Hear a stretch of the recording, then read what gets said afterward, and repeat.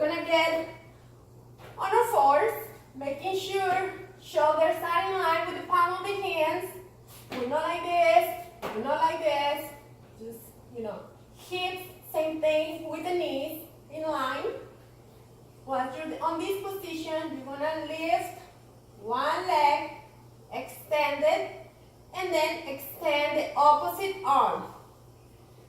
All right, contracting those glutes, engaging those abs. Try not to just do like this, just form a line. Come back down. Same thing. Hold for a few seconds. If it's too hard to do both things at the same time, then just do the leg, hold it,